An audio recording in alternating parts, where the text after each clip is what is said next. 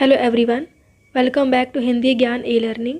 आज की हमारी इस वीडियो में हम निबंध प्रकार के टॉपिक को कंटिन्यू करेंगे और सीखेंगे इसका चौथा और पांचवा प्रकार। चलिए स्टार्ट करते हैं। चौथा इसका प्रकार है चरित्रात्मक निबंध और पांचवा है कल्पना प्रधान। अब चरित्रात्मक निबंध क्या होता है? इसमें प्रसिद्ध व्यक्तियों व महापुरुषों के जीवन चरित्र का वर्णन होता है। यानी कि अगर आपको टॉपिक दिया गया है कि मेरा प्रिय नेता या फिर मेरी प्रिय गायिका, मेरा प्रिय खिलाड़ी, तो इसमें जो आपको पसंद है उनका पूरा लाइफ के बारे में आपको लिखना है। यानी उनके जन्म प्लेस, उनका जन्म दिनांक, उनके अचीवमेंट्स, उनका एजुकेशन, ये सारी चीज़ें आपको पता होनी चाहिए, तब जाके आप इसको लिख सकते हैं। इसलिए हम बोल सकते हैं कि चरित्रात्मक निबंध सबसे कठिन निबंध होता है, क्योंकि इसमें आप कुछ भी नहीं लिख सकते। आपको जो भी लिखना है वो करेक्ट होना चाहिए, और ये तभी पॉसिबल है जब आप उनके बारे में पढ़ चुके होंगे, आपको एग्जैक्टली पता हो, तभी तो आप लिख सकते हैं। अब कुछ टॉपिक देखते हैं हम कि चरित्रात्मक निबंध किस तरह से लिखा जाता है, उसमें किन किन पॉइंट्स को कवर किया जाता है।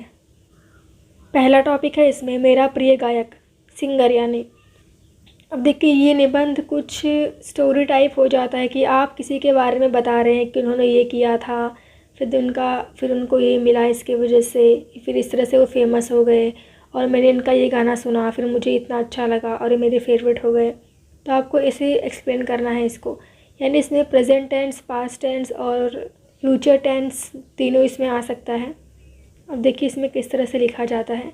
वैसे तो मुझे कई गायक और गायिकाओं के गीत सुनने पसंद हैं, लेकिन मेरी प्रिय गायिका स्वर कोकिला यानी कि कोयल के नाम से विख्यात श्रीमती लता मंगेशकर जी हैं। लता जी का जन्म 28 सितंबर 1929 को मध्य प्रदेश के इंदौर में हुआ था। इनका बचपन भले ही संघर्षों से गुजरा, लेकिन सफलता के शिखर पर पहुंचकर इनका जीवन दूसरों के लिए आदर्श बन गया। यानी कि देखिए इसमें पूरे पैराग्राफ में उनके स्टार्टिंग लाइफ के बारे में बताया है। इसके बाद अगले पैराग्राफ में ये बताया गया है कि भारत रत्न से सम्मानित लता जी ने 20 से अधिक भाषाओं में लगभग 30,000 से अधिक गाने गाकर दुनिया में सबसे अधिक गीत गाने का Guinness book of world record बना दिया है। उनके गानों की मधुरता और कर्णप्रियता श्रोताओं को मंत्रमुग्ध कर देती है।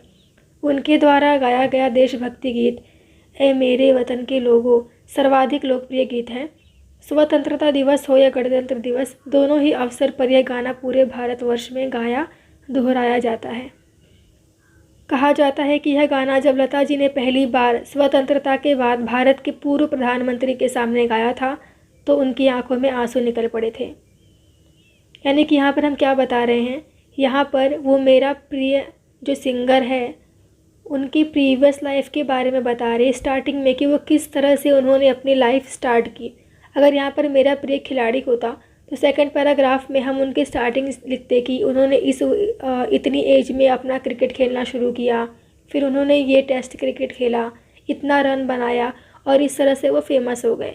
यानी कि फर्स्ट पैराग्राफ में उनके लाइफ के बारे में, बचपन के बारे में, और सेकंड पैराग्राफ में बचपन के बाद वो स्टेज जहाँ पे वो फेमस होना शुरू हुए तो उसके बारे में हमें बताना है। अब देखते हैं अगला पैराग्राफ। अपने 60 वर्ष से अधिक के गायन करियर में लता जी ने मोहम्मद रफ़ी, मुकेश एवं किशोर कुमार जैसे महान गायकों के साथ भी अपने युगल गीत किए हैं। उन्होंने मधुबाला, मीना कुमारी, वैजयंती माला से लेकर काजोल, माधुरी दीक्षित, करिश्मा कपूर तक लगभग हर दशक की नायिकाओं को अपनी आवाज़ दी है। अब देखिए हमें मालूम पड़ा कि लता जी का जन्म 1929 में हुआ था। 19 के टाइम पे उनके क्या छाप पड़ी लोगों पे, हमें ये भी बताना है। और उसके बाद देखिए क्या लिखा है कि उन्हें किन किन पुरस्कार से सम्मानित किया गया। गायन की दुनिया में अपनी विशिष्ट पहचान बनाने वाली लता जी समय समय पर पद्म भूषण, दादा साहेब फाल्के पुरस्कार, फिल्म फेयर पुरस्कार, lifetime achievements award, Rajiv Gandhi सेवा पुरस्कार जैसे लगभग सभी पुरस्कारों के साथ साथ देश के सबसे बड़े पुरस्कार भारत रत्न से भी नवाजी गई हैं। देखिए यहाँ पर ये सब आपको पता होना चाहिए अगर जिसके बारे में आप लिख रहे हैं। लता जी मेरी प्रिय गायिका इसलिए भी हैं, यानी अब लास्ट में आपको निष्कर्ष बताना है कि वो आपकी फेवरेट क्यों है। लता जी मेरी प्रिय गायिका इसलिए भी हैं क्योंकि 13 वर्ष की आयु में पिता को खो देने पर परिवार की जिम्मेदारी संभालते हुए जीवन को सार्थक बनाने तक का सफ़र उन्होंने बड़े ही सरल और संयम ढंग से तय किया। आज न केवल मैं बल्कि संपूर्ण संगीत जगत उनकी ऋणी है और सदैव रहेगा। ये था निष्कर्ष लास्ट में। मैं रिपीट करती हूँ। फर्स्ट पैराग्राफ में उनके बचपन के बारे में, सेकंड पैराग्राफ में बचपन के बाद वो स्टेज जहाँ पे उन्होंने उठना शुरू किया, यानी फेमस होना शुरू किया। उसके अगले पैराग्राफ में बीच का टाइम, यानी कि 90s से लेके अब तक का जो है पूरा वो आपको बताना है, यानी अब तक यानी 2020 तक। उसके बाद एंड में आपको निष्कर्ष बताना है कि वो आपके फेवरेट क्यों हैं, क्या उनसे आपको आदर्श मिला, क्योंकि जो हमारा ख़ास होता है उससे हमने कुछ सीखा है तभी वो हमारा ख़ास है। अतः आपको लास्ट में वो रीज़न बताना है कि वो आपके फेवरेट क्यों हैं। एक और टॉपिक देखते हैं। अगला जो टॉपिक है वो है मेरा प्रिय खिलाड़ी। मेरा प्रिय खिलाड़ी में आपकी कोई भी पसंदीदा क्रिकेटर को आप चुन सकते हैं। अब अगेन सेम बात कि आपको उनका सब कुछ पता होना चाहिए लाइफ के बारे में। अब इसमें कुछ लोग के फेवरेट सचिन तेंदुलकर हो सकते हैं, महेंद्र सिंह धोनी हो सकते हैं, रोहित शर्मा, या फिर किसी के जो रिटायर हो चुके हैं वो भी हो सकते हैं फेवरेट। तो किस तरह से इसकी शुरुआत करनी है देखिए। मेरा प्रिय खेल क्रिकेट और मेरा प्रिय खिलाड़ी सचिन तेंदुलकर है। सचिन का जन्म 24 अप्रैल 1973 को मुंबई में हुआ था। सचिन का नाम उनके पिताजी ने अपने चहेते संगीतकार सचिन देव वर्मन के नाम पर रखा था। देखिए, शुरुआत इतनी अच्छी करनी है कि आगे पढ़ने का मन करे। सचिन तेंदुलकर ने मात्र 16 वर्ष की आयु में अंतर्राष्ट्रीय क्रिकेट में पदार्पण किया।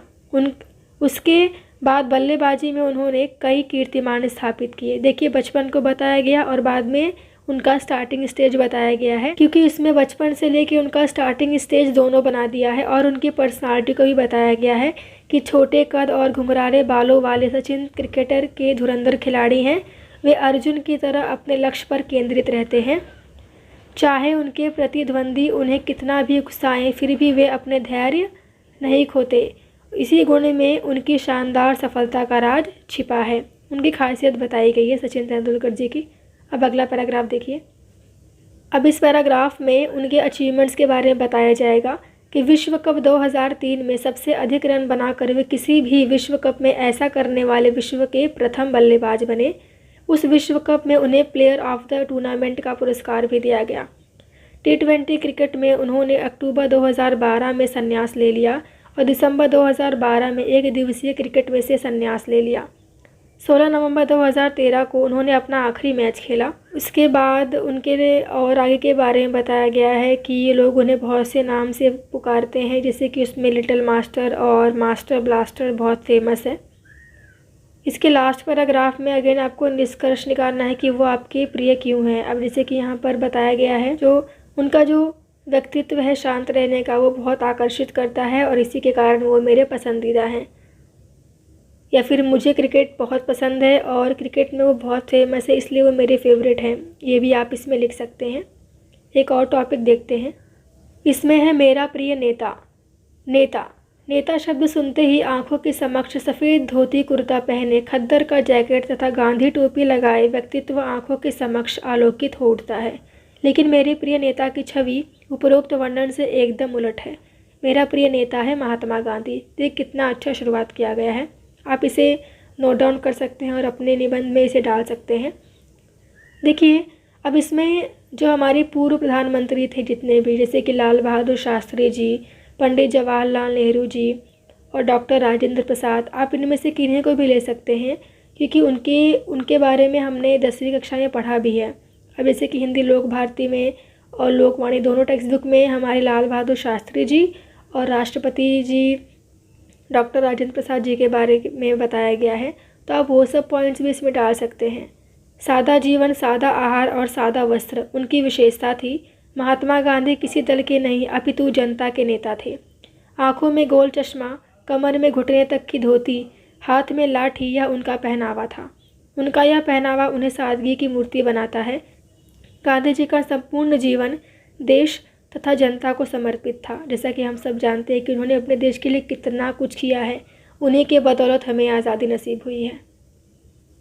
गांधी जी का पूरा नाम मोहनदास करमचंद गांधी था। स्टार्टिंग में देखिए उन्होंने क्या देश के लिए किया है। अब नेता है तो नेता का काम क्या होता है सर? अपने देश की सेवा करना। तो देश के लिए उन्होंने क्या कुछ किया है उसे पहले बताया गया है, और बाद में अब उनका बचपन के बारे में बताया जा रहा है कि उनका जन्म कहाँ पे हुआ था, उनका पूरा नाम क्या था, उनकी पढ़ाई कैसे कंप्लीट हुई थी, उसके बाद किस तरह से उन्होंने देश को आज़ाद करने का प्रयास किया, वो सब के बारे में उन्होंने कितने आंदोलन किए, ये सब बताया गया है। अफ्रीका से भारत लौटने के बाद गांधी जी ने भारत को और करीब से जानने के लिए सारे देश का भ्रमण किया। उसके बाद उनके जो चंपारण खेड़ा में जितने भी उन्होंने सत्याग्रह किए थे उसके बारे में बताया गया है। और लास्ट में ये बोला गया है कि बापू ने समय समय पर अंग्रेज़ों का सामना करने के लिए दांडी यात्रा, सविनय अवज्ञा आंदोलन, असहयोग आंदोलन और भारत छोड़ो आंदोलन जैसे आंदोलन छेड़े। गांधी जी के प्रत्येक आंदोलन का सरकार और जनता पर व्यापक प्रभाव पड़ा। गांधी जी के इन्हीं प्रयासों के चलते अंततः 15 अगस्त 1947 के दिन हमें पूर्ण स्वतंत्रता मिली। और इस तरह से ये भी समाप्त हो गया। निबंध का आखिरी प्रकार है कल्पना प्रधान निबंध। कल्पना प्रधान निबंध आपका बहुत फेवरेट है। इसमें आपको सिर्फ इमेजिन करना है कि अगर ये होता तो क्या होता, अगर ये नहीं होता तो क्या होता। बहुत ही इंटरेस्टिंग होता है ये। अगर एग्ज़ाम में आता है तो आप लकीली इसमें बहुत कुछ लिख सकते हैं। अब कल्पना प्रधान में फर्स्ट टॉपिक यहाँ पर दिया गया है, यदि मोबाइल ना होता। अब आज के ज़माने में मोबाइल के बिना तो किसी का कुछ काम ही नहीं होता। अब सोचिए, अगर मोबाइल नहीं होता तो हम क्या हम ऑनलाइन पढ़ पाते? जी नहीं। इस लॉकडाउन में किस तरह से मोबाइल की वजह से शिक्षा चल रही है हमारी, अगर ये ना होता तो क्या होता। ऐसे टॉपिक्स में आप करंट चीज़ों को, प्रीवियस चीज़ों को और आने वाली चीज़ों के बारे में कल्पना करके लिख सकते हैं। बहुत इंटरेस्टिंग होता है। चलिए पढ़ते हैं इसको। विज्ञान एवं प्रौद्योगिकी के युग में कई नए नए आविष्कार हमारे लिए उपयोगी सिद्ध हुए हैं, जैसे कि Telegram, teleprinter, telephone, fax machine, internet आदि सुविधाओं ने मनुष्य शक्ति को मशीनी शक्ति में तब्दील कर दिया है। इसने हमें दूरी एवं समय की सीमाओं के बंधन से मुक्त कर दिया है। आज के दौर में मोबाइल सभी की ज़रूरत बन गई है। अगला पैराग्राफ है, शहर हो या गांव, बच्चे हो या बुजुर्ग, स्कूल एवं कॉलेज के छात्रगण, डॉक्टर, प्रोफेसर, वकील इत्यादि के लिए मोबाइल आवश्यक है। सामान्य श्रेणी के कर्मचारियों की भी यह ज़रूरत बन चुका है। यदि ऐसा कहा जाए, अतिशयोक्ति नहीं होनी चाहिए कि हमारे देश में राशन कार्ड धारकों से भी अधिक संख्या मोबाइल धारकों की है। मोबाइल से हमें अनेक लाभ हैं। मोबाइल की सहायता से हम टिकट बुकिंग, बिजली बिल, गैस बुकिंग, पैसे भेजना एवं खरीदारी जैसे अनेक महत्वपूर्ण सुविधाओं का लाभ उठाते हैं। अब एक बात आपको ध्यान देनी है कि स्टार्टिंग के 2 या फिर 3 पैराग्राफ में आप उसके सारे पॉजिटिव पॉइंट्स को डाल दीजिए कि ये है तो क्या है, कितना आसान बन चुका है हमारा जीवन। उसके बाद देखिए, अगले पैराग्राफ में उसके नुकसान की बात की गई है कि मोबाइल से फ़ायदे के साथ साथ नुकसान भी है। आज मोबाइल से अपराध को बढ़ावा मिल रहा है। मोबाइल का अधिक उपयोग कानों को एवं दिमाग को क्षति भी पहुंचाता है। युवा पीढ़ी में मोबाइल के प्रति दीवानगी बहुत तेज़ी से बढ़ रही है। एक तरफ जहां वे मोबाइल का उपयोग अपनी आवश्यकताओं को पूरा करने के लिए करते हैं, वहीं दूसरी तरफ कुछ युवा मोबाइल को सिर्फ मनोरंजन का साधन मानते हैं। इसका अति उपयोग करते हैं। इससे शारीरिक, सामाजिक एवं मानसिक तनाव बढ़ता है। और इस तरह से आपको सारे नेगेटिव पॉइंट्स ऐड करने हैं और लास्ट में ये लिखना है, इसलिए यह विचार आता है कि यदि मोबाइल ना होता तो जीवन शैली इतनी सुचारू रूप से नहीं चल रही है। तो ये कितना भी डिसएडवांटेज क्यों ना हो, लेकिन हमेशा पॉजिटिव चीज़ों को देखना चाहिए कि इसके फ़ायदे कितने ज़्यादा हैं। इसलिए मोबाइल अगर ना होता तो इतना अच्छा लाइफ हमारा नहीं होता। ये था कल्पना प्रधान निबंध और इसके बहुत सारे टॉपिक्स हैं, जैसे कि यदि मैं वैज्ञानिक होता, यदि ऐनक ना होता, या फिर यदि नल बोलने लगा, यदि दीवारें बोलने लगी, यदि पेड़ चलने लगते। ये सब कल्पना प्रधान निबंध के एग्जाम्पल हैं। तो इस तरह से निबंध लेखन के ये 5 प्रकार हमने कवर किए। आप सारे वीडियोस को एक बार ज़रूर देखिएगा वापस से, जिससे आपको आइडिया तो ज़रूर मिलेगा कि हमें किस तरह से निबंध को लिखना चाहिए और क्या क्या पॉइंट्स को उसमें ऐड करना चाहिए। Thank you for watching.